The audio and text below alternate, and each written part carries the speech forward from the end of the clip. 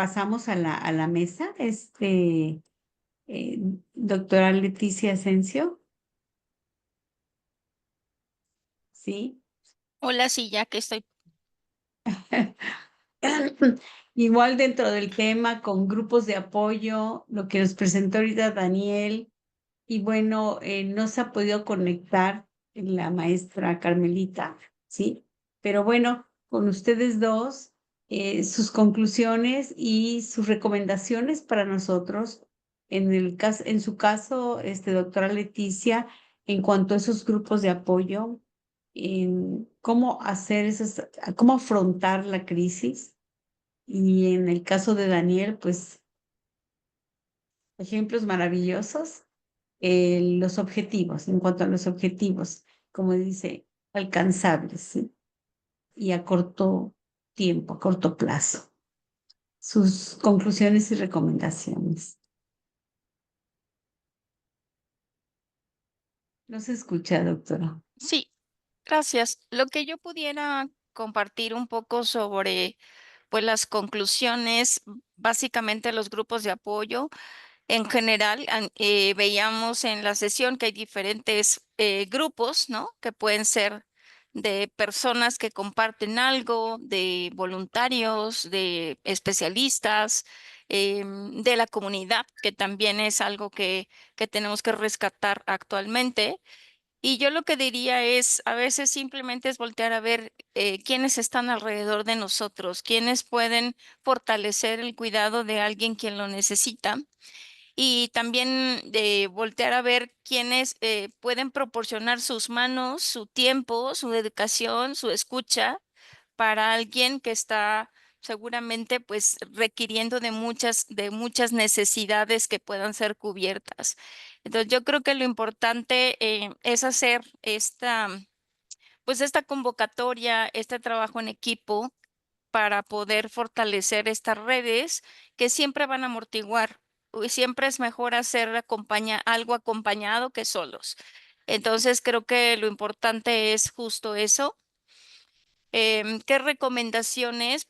Pues básicamente tratar de ampliar las redes para la familia cuando está viviendo momentos críticos, para el propio paciente cuando no hay familiares o son muy pocos los familiares por el tipo de familias que veíamos un poco que ya son reducidas más que antes y que pues yo creo que es sensibilizarnos a nosotros mismos para poder saber que brindarle a lo mejor un tiempo a una persona que serían 5 minutos de escucha o a lo mejor simplemente ayudarle a levantar porque le cuesta trabajo hacerlo de su silla para caminar o bien hasta mi vecina que puedo ver que a lo mejor va a tirar la basura y no puede, pues esas son acciones que Claro. pudiesen favorecer, ¿no? Este apoyo y que, pues a veces, fíjense, les voy a contar solo rápidamente, cuando yo me pongo con mis alumnos de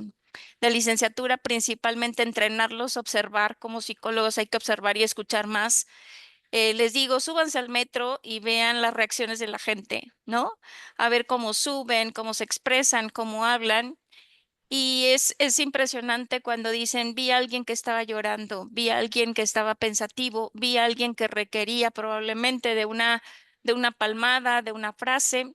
Y creo que a veces eso también hace falta. Y ahorita que escuchaba al químico, pensaba que en el contexto laboral también es un poco el trabajo de grupo, estas redes de apoyo, ¿no? Si yo veo a mi compañera que está cansada, que está pensativa, que está a lo mejor con alguna problemática personal. A lo mejor no es necesario yo saber la problemática, pero sí decir cómo te ayudo. No te preocupes, yo hago por hoy tu trabajo y tú trata de estar más tranquila. Y creo que en ocasiones no nos cuesta en realidad nada más que estar atentos al otro, que creo que esa es la parte que se nos olvida. No vivimos de forma aislada, somos seres sociales y pues requerimos de estas redes de apoyo para poder subsistir y creo que esa es la parte que hemos visto en momentos críticos y lo vamos a seguir viendo en momentos especiales de salud. Y creo que lo importante justo es eso, ¿no? Tendernos la mano cuando lo necesitamos y quien lo necesite. Nunca sabemos cuándo alguien me la pueda brindar a mí. Entonces yo creo que esa sería una parte importante que yo pudiera dar de conclusión y de recomendación. Ok. Doctora, yo he escuchado que a veces dicen, bueno, el día en que me volví invisible, cuando ya no prestamos la suficiente atención a aquella persona, o bien aquella persona que nos pregunta, bueno, ¿cómo me hago visible hacia los demás? ¿O cómo dejar de ser invisible? Nos está usted expresando entonces qué sería la comunicación, ser más activo con la persona en el entorno Yo creo o que de Ujú. inicio yo pensaría que primeramente es identificar que no podemos solos, porque en ocasiones nosotros mismos nos vamos aislando y Ah, decimos yo puedo, yo solo puedo salir adelante, no voy a darle problemas a nadie y entonces nos sentimos que podemos, pero yo pensaría que no es un signo de debilidad como a veces se ve pedir ayuda porque no sabemos todo.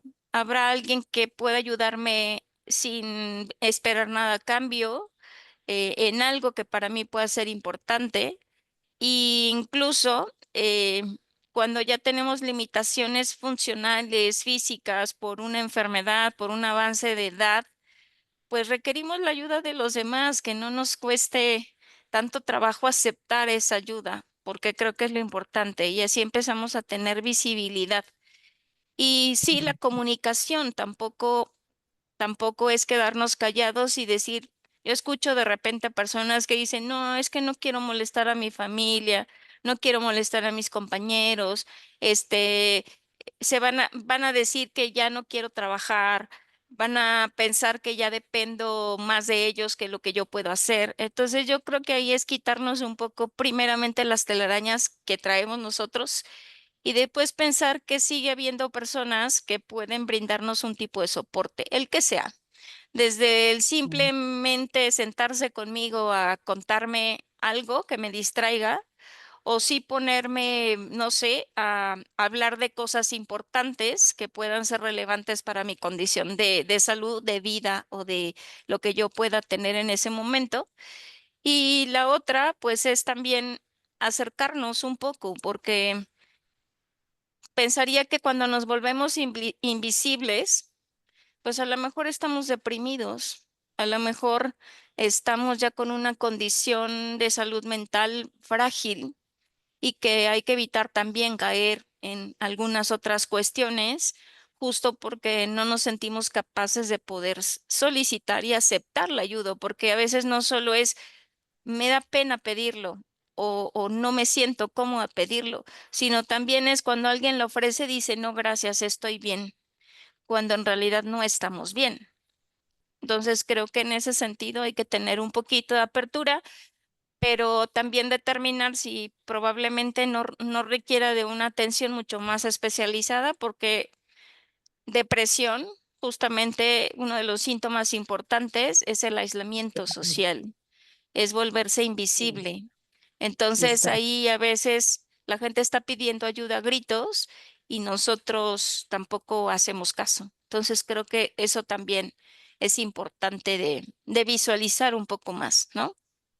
Ah, gracias, doctora. Entonces nos está diciendo que aprender a escuchar comprobadamente, o sea, retroalimentar y ser un buen conversador. Yo creo que todos tenemos buenos temas de conversación que podemos dar a alguien más. Solo que habrá que generar que la persona se sienta cómoda con los temas, porque recordemos que es una conversación, es entre dos Ujú. o más personas, no solamente ser oradores. A veces Ajá. pensamos que llegar y darle no sé, un tema, a lo mejor a alguien que no le interesa el tema, pues en realidad solo va a ser un monólogo ahí, cuando lo que Pero he escuchado, necesitamos es eso. bueno, he escuchado que es de gran ayuda Alexa, sobre todo en los asilos, cuando se sienten solos y les dices, cuéntame una historia. Y Alexa se las cuenta, ¿sí? Cuéntame un chiste y les cuenta los chistes. de esa manera también pudiéramos quitar un poquito esa crisis de que se sienta sola la persona. Yo creo que Ah, los es recursos un pueden, recurso, ujú, sí. los recursos pueden ser infinitos. Ahorita me recordaba también que la música ayuda mucho a los adultos mayores, por ejemplo, ¿no? Incluso con condiciones de Alzheimer. Y uno diría, pero ¿cómo funciona esto? Pues ahí traemos todavía un guardadito de memoria que recuerda la música y se ha comprobado muchísimo que poner la música también es acompañar a la gente. Y eso creo que lo hacemos todos. Si uno pregunta cuando tú estás solo en casa, ¿qué haces? La mayoría escucha música. Hay algunos que se ponen a bailar solitos en sus casas, ¿no? Y sentirse acompañados de esa manera. Entonces yo creo que hay muchos recursos para sentirse acompañados, pero no dejamos de requerir esta parte social. Por muy acompañados que sea de Alexa, el contacto humano siempre va a ser pues un elemento importante, ¿no?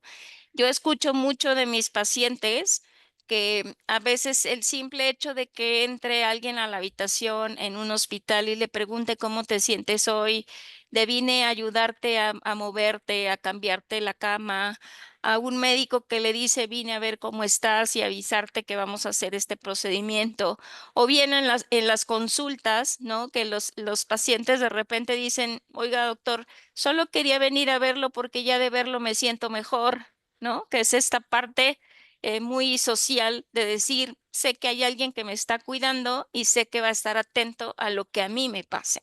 Entonces, yo creo que ese vínculo social pues es indivisible entre los humanos y es el que nos enriquece en realidad, ¿no? Cuando hemos tenido momentos críticos de vida, como han sido los sismos o lo del COVID, la parte social fortaleció muchísimo. Justo por eso era, vamos a conectarnos, aunque sea a través de una pantalla, a través de una videollamada, porque no nos podemos ver, no nos podemos tocar, pero necesitamos ese contacto social, ¿no? Esos cumpleaños que festejamos y que era pagar la velita o brindar cada quien en su pantalla, pero era esta necesidad de este contacto social. Entonces yo creo que esa es la importancia. Las demás son a lo mejor herramientas que me facilitan poder sentirme acompañado. Finalmente, aunque sea una grabación, Alexa, pues me sigue hablando, me sigue platicando cosas, ¿no? Lo que sí no tenemos, pues es la retroalimentación, porque solo me va a contar una historia y demás, pero pues sí, son recursos como la música. No voy a tener retroalimentación, pero sí me va a ayudar ese elemento importante, conexión. Muchas gracias, doctora. ¿Qué nos puedes comentar, Dani? Dani, en cuanto a la sonrisa, ¿sí? El saber sonreírle a nuestros pacientes, a nuestro equipo de trabajo. Últimamente que he ido a los hospitales, he observado el personal no sonríe, sobre todo en los públicos, ¿eh? Y como me dijo una paciente una vez en un curso, pues yo me sentí como un objeto cuando llegué al hospital, pero como un objeto que no quieren ver. ¿Qué nos aconseja? ¿Cómo tenemos que actuar ante los... No, y no es actuar, accionar, es tener una actitud Qué difícil, positiva. Lupita, lo que estás diciendo, ¿verdad? Yo lo viví, yo lo viví en un curso de relación humana, ¿sí? Y entrevistamos a los pacientes y de verdad, eso que nos dijeron todavía lo recuerdo con dolor y que digan cómo somos el personal de salud. No nos damos cuenta que a veces no le sonreímos, no saludamos y llegas buenos días y no te saludan, ¿eh? ¿Qué nos está pasando, por Dios? Sí, digo, aquí retomando un poco lo que mencionó la doctora, es importante, por supuesto, el paciente es a lo que nos dedicamos laboralmente y es importante mencionarlo de esa manera. El personal de salud está sobresaturado, particularmente en las instituciones públicas, y el que nosotros como personal de salud primero nos estemos preguntando en dónde estamos y si estamos realmente en el lugar correcto sería el primer paso. O sea, Uno puede fingir una sonrisa y decirle al paciente, Madre Santa, la vamos a tratar y estar fingiendo la sonrisa, pero el efecto probablemente vaya a ser todo lo contrario, porque nos damos cuenta cuando alguien nos está sonriendo de manera real, de manera afectiva. Entonces creo que ese sería el primer paso, situarnos en esa realidad. Como lo mencionó la doctora, somos entes sociales, estamos conectando con el otro. Si yo no me encuentro bien, si mi equipo de trabajo no tengo esa confianza de pedirle ayuda, o si mi mismo equipo de trabajo, yo en ese sentir que no estoy existiendo, que ya es una palabra muy fuerte, o que estoy siendo invisibilizado, pues está hablando de una interacción social dentro del trabajo, dentro de la institución, muy agresiva, ¿no? Entonces, puede ser la sensibilidad de esa persona o puede ser una realidad. Lo primero sería como evaluar. Lo siguiente es, sí se puede actuar y a medida conforme yo vaya actuando, puedo hacerlo consciente y puedo llegar a esta parte de hacerlo mucho más natural, ¿no? Quizás no el forzar la sonrisa y no, pero simplemente es buenos días. Y esto te empieza a generar una retroalimentación para empezar a cambiar un poco la actitud. Esto que les mencioné, yo puedo llegar a una oficina de gobierno y voy a ver a esa persona que está abrumada porque no hay sistema, o porque tienen computadoras de hace 20 años, si bien les va. ¿No? Por ahí había un meme de si tú crees que te va mal en la vida, toma en cuenta que hay un residente o hay un interno, una enfermera peleándose con una impresora y la impresora va ganando. O sea, tenemos tecnología muy básica, sobresaturado el personal de salud, los, las personas en general estamos sobresaturadas. Vamos a tratar de ser empáticos, ¿no? También a veces nosotros como pacientes, y estoy jugando un poquito al abogado del diablo, a veces los pacientes somos, pero de verdad, es que tengo una urgencia y hoy, ¿desde cuándo lo siente? Desde hace 6 semanas. Señora, eso no es una urgencia, ¿no? Señor, eso no es una urgencia. Entonces, creo que parte de todo este juego de rol social, de empezar a ser más conscientes, de tratar de ver cómo se está sintiendo el otro. Es difícil, por supuesto, traemos un cubrebocas, traemos toda la cubierta mental de las presiones del dinero, de las presiones de la pareja, de las presiones sociales, etcétera. Llega a ser difícil. ¿Qué podemos hacer? Empecemos en ese sentido, en el buen sentido de actuar. Vamos a, hoy finjo la sonrisa, poco a poco va a salir natural. Y no sería aquí más que nada encontrarle sentido a nuestro trabajo, no ser tan indiferentes. Sí, por Es un supuesto. sentido, decir, no Eso, estoy aquí, encontrarle sentido, porque también he escuchado, pues si yo pudiera, dejaría de trabajar, ¿sí? y Elsa, por también una ejemplo, realidad acá social muy dice, Sí, fuerte. Elsa dice, de forma personal cambió de forma radical cuando estuve como paciente y ujú. observé lo que tú mencionas, Lupita. Sí, y Entonces, es cuando una realidad ya hay muy fuerte. empatía, ¿verdad? Claro, hasta que nos toca ser pacientes, vemos cómo tratamos a los demás, pero también es un toma y daca. Al final del día estamos en esta sociedad con esta realidad fuerte de escasez de recursos materiales y humanos, de sobrecarga de trabajo. Por supuesto, lo ideal sería encontrarle el sentido a lo que estamos haciendo, pero cuando ya el sentido se ve rebasado por todo lo que traemos, es cuando justo hay que empezar a pedir ayuda, cuando decir, O, o no habría puedo. que reflexionar también en ese sentido, Dan. ¿Sabes por qué, Dani? Porque he visto, mira, compañeras que trabajan en casa y luego se van a un turno en la mañana, a otro turno en la tarde y todavía quieren trabajar el turno nocturno. Y quienes se molestan a veces porque ya por constitución o ley o lo que quieran, ya no pueden tener más que un solo turno. Y Claro, entonces también tenemos que reflexionar en el sentido de la vida, el sentido claro, de la vida y el sentido del trabajo, ¿sí? Porque a veces también eso nos lleva a depresión, ¿no es cierto, doctora Leticia? Nos abruma tanto trabajo, pero ahí estamos, ahí qué haríamos, doctora Leticia. ¿Cómo Eh, podemos llegar a reflexionar que somos importantes y que el ejemplo arrastra y que también somos ejemplo para nuestros pacientes?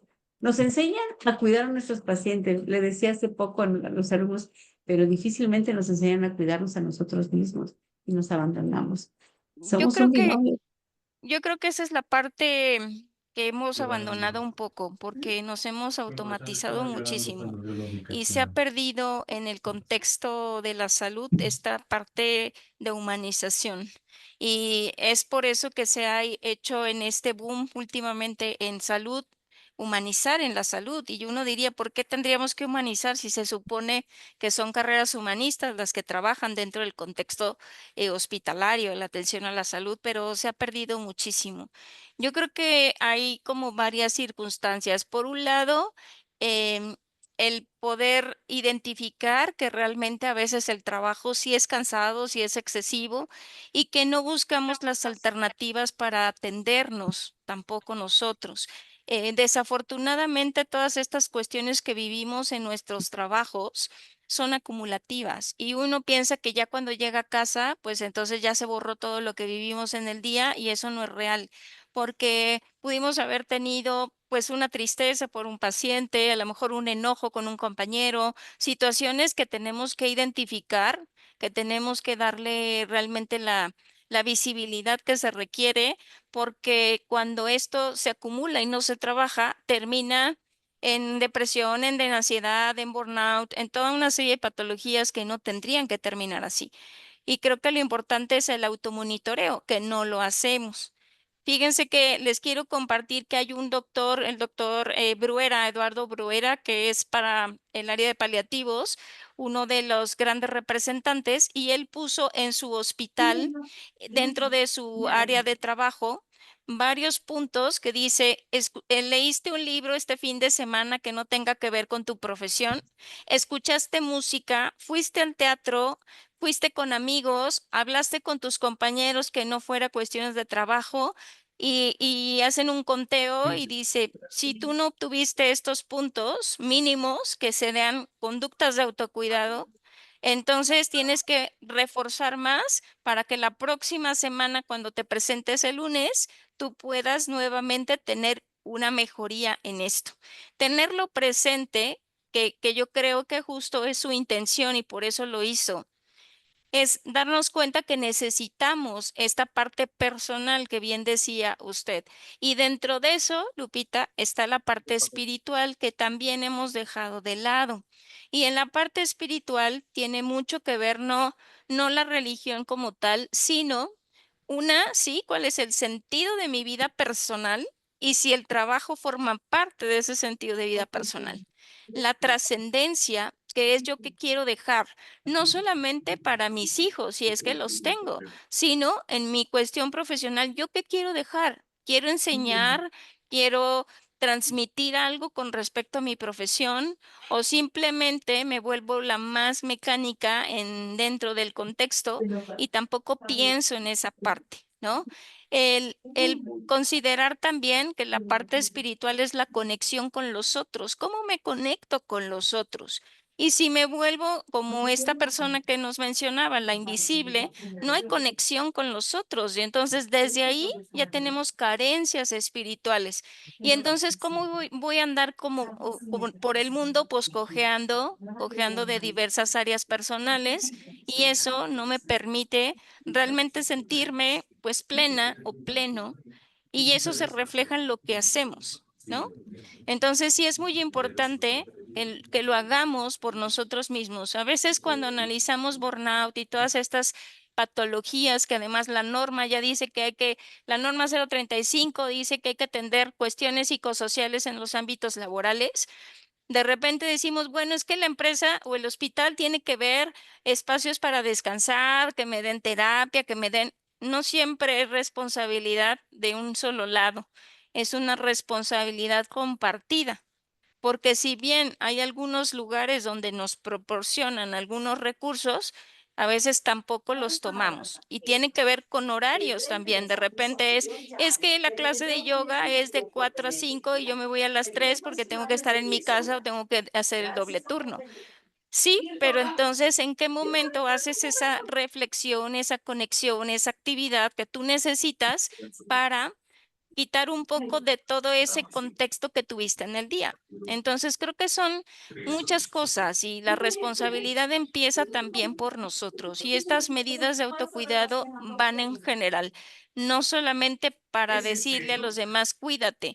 Esa frase que nosotros solemos decir a la gente muy cotidianamente, cuídate, yo siempre digo, pero ya vieron el contexto que realmente es. Cuidarse es, yo bromeo con mis alumnos y les digo, cuidarse, atenderse es lo que el cuerpo de ustedes necesita. Si necesita fiesta, pues fiesta. Si necesita cotorreo, cotorreo. Si necesita relajarse, relajarse. Si necesita compartir con alguien, pues igual compartir con alguien algo que ustedes traigan. Entonces, eso es parte del autocuidado, de cuidarse uno mismo, porque no siempre vamos a poder esperar que nos lleguen los autocuidados en nuestros lugares de trabajo. Entonces, es responsabilidad compartida. Muchas gracias, doctora. Bueno, escuchemos estas reflexiones, estos consejos. Químico, Dan, para el cierre. Bellísimos ejercicios, ¿eh? El del bailar. Vamos a poner el letrero ahora ahí, ahora que tengamos las reuniones de consejo, todos deben de entrar bailando. Estaré muy padre. Sí, digo, coincido totalmente con la doctora. El autocuidado siempre justamente es eso, ¿no? Ser conscientes que estamos haciendo con nosotros mismos, desde cómo nos nutrimos, qué estamos comiendo, qué estamos leyendo, qué estamos viendo, lo que consumes en Instagram, en TikTok, en el radio. O sea, al final del día, todo eso también forma parte de ese crecimiento y desarrollo personal. ¿Cómo interpretas la parte, en este caso que tocó el tema, la parte espiritual, ¿no? La conexión con el otro empieza con la conexión de uno mismo y de cómo te tratas, cómo te hablas, cómo te piensas y cómo tienes ese impacto hacia los próximos. Así es que, bueno, pues nada más invitarnos a darnos esa pausa que a veces simplemente con que apagues el celular un minuto, lo dejes en silencio, cierras tu computadora y te sientes, a veces es más que suficiente, ¿no? Y recordarnos esto, soy suficiente. Estamos inmersos en un lugar, en una sociedad donde siempre está este role model de hacia dónde tengo que ir, ¿no? Todo tiene que ser aspiracional y te hacen sentir, y muchas veces nos creemos que estamos muy lejos de ser eso, recordarnos que somos suficientes y por eso estamos aquí. Es que sería todo. Bueno, regalémonos esos espacios. Hay que recordar también, hace tiempo, químico, doctora, teníamos una pausa para la salud en los espacios laborales, donde todos ponían música y a respirar y a movernos, ¿sí? Y eran pocos minutos, 10, máximo 15 minutos. Pero bueno, retomemos eso también en nuestros espacios laborales, una pausa para la salud. Muchas gracias, Dan, por los consejos. Muchas gracias por estas reflexiones tan bonitas, doctora Leticia, que por ahí tenemos pendiente, ¿verdad, doctora Leti? ¿Un curso? ¿Vamos a armar el curso de paliativos? Pues parece que en esas estamos. Bueno, me parece muy bien. Bueno, no lo abandone. Hay que tener objetivos alcanzables. Quisiera contestar, si me lo permite, maestra, por aquí una pregunta que aparece que me hacen con respecto al uso de antidepresivos ansiolíticos para tratar Perfecto, cuestiones claro. psicopatológicas. Los medicamentos psiquiátricos no son para siempre. Los medicamentos solo son una ayuda para generar biológicamente que la persona sea capaz de generar su propio antidepresivo y que aprenda a regular, pues, estas sustancias que generan la ansiedad. Entonces, mientras no pongamos atención en eso, justamente vamos a llegar a niveles que tampoco es de dar pena, que al final me rebasó en estas cosas de decir, ya lo dejé pasar, ya pasó, y ya pasó, y ya pasó, pero ese ya pasó es como ponerlo en un frasco. Entonces, Tuve un momento difícil, lo eché en mi frasco de los temores. Tuve un momento triste, lo eché en mi frasco de la tristeza. Tuve una frustración, lo eché en el frasco de la frustración. El problema es que no volteamos a ver esos frascos. Cuando nos damos cuenta ya se tronaron o ya se desbordaron y es ahí cuando empezamos con patologías emocionales como ansiedad y depresión. Y entonces el antidepresivo son muy buenos, no hay que temerles al uso de medicamentos, pero siempre y cuando estén atendidos por un médico especialista en psiquiatría, es el que me va a decir cuánto tiempo podemos utilizar ese medicamento. Solo es para ayudar a darnos, como yo digo, un empujón importante para salir de ese bache, pero no es para que todo el tiempo me la pase ahora con medicamentos. Entonces, siempre es importante a la par con una medicación farmacológica o llevar psicoterapia, empezar a poner atención en estas cosas que estamos mencionando, ubicar por qué caí en ese bache llamado depresión, pues porque fui acumulando. ¿Cómo le hago para ir sacando todo lo que en el día, la semana o al mes voy acumulando? Porque a veces son años los que llevamos guardando cosas. Y creo que lo importante justo es hacer este análisis. Siempre es necesario preguntarme, ¿qué estoy haciendo el fin de semana? Que no solo es dormir y levantarme tarde. ¿Qué hago el fin de semana para canalizar todo lo que me sucedió en la semana? ¿Cómo canalizo mis ganas de gritarle a mi compañera, mis ganas de desesperarme con los demás? ¿Cómo canalizo que me puse triste por un paciente? ¿Cómo canalizo que yo como ser humano recibo emociones y nosotros trabajamos con los seres humanos? Entonces, creo que lo importante sí es buscar canalizarlo. Habrá acciones que yo pueda hacer cada 8 días, habrá acciones que pueda hacer cada 15 días. Habrá acciones, como dice el químico, bueno, subir la montaña no lo haré cada 8 días, pero lo puedo hacer cada determinado tiempo, ¿no? Eh, es decir, siempre buscar cosas que me permitan salir de la rutina y autocuidarme y además fomentarlo en los demás.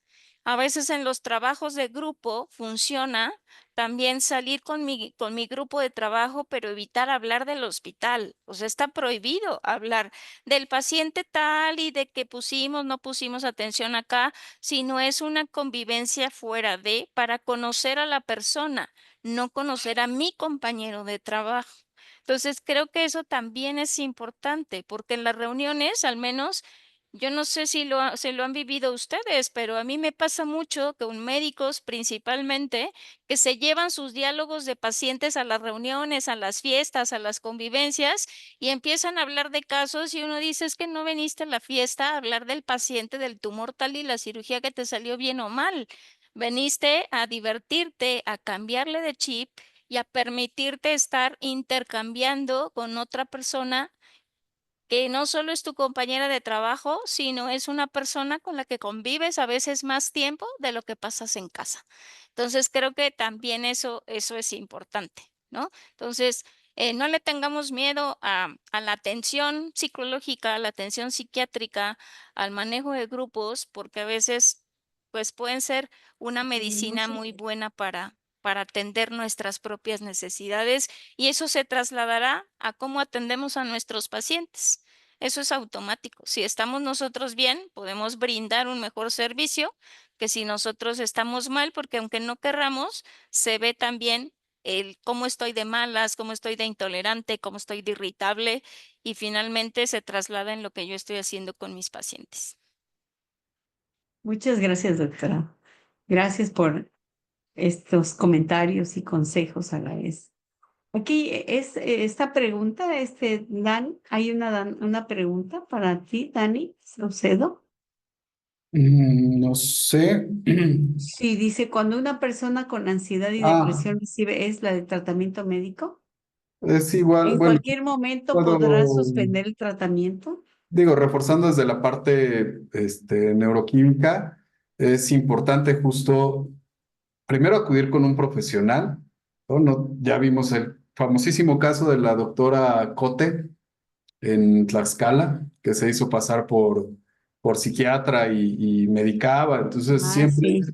siempre verificar las credenciales, ¿no? Y que no nos dé pena pedir esa información.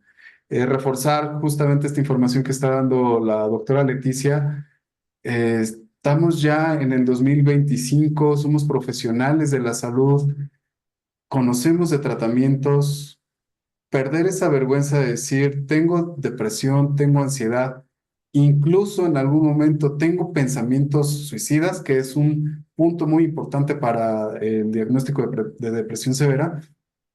El expresarlo es pedir ayuda y es dar un paso justamente para empezar a salir.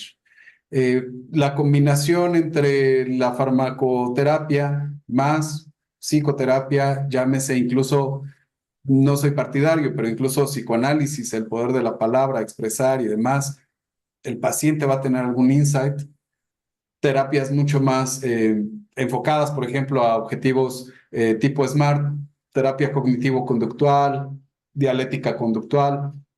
Hay una combinación entre psiquiatría y psicología y, por supuesto, llevándolo hacia lo holístico, nutrición, hacer ejercicio, va a tener una neuroplasticidad muy importante en este caso en el paciente, ¿no? Incluso cómo tratamos a nuestros pacientes. Entonces, sería esta parte de reforzar, que no nos dé pena decir, tengo crisis de ansiedad, ¿qué puedo hacer?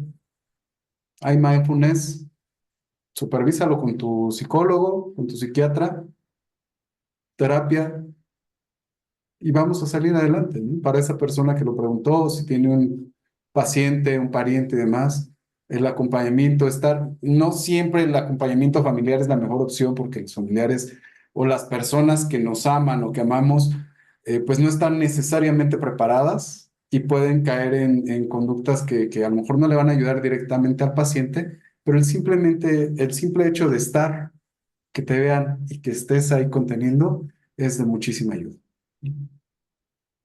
Así es, Dani. Muchas gracias. Gracias por la recomendación. Y bueno, terminamos este simposio hoy, ¿sí? Les agradecemos a ustedes como ponentes. Nos faltó Carmelita, solo Carmelita nos faltó. No pudo integrarse, pero está su tema grabado. Véanlo, que es muy interesante también cómo influye todo en nuestro estado de ánimo, ¿sí?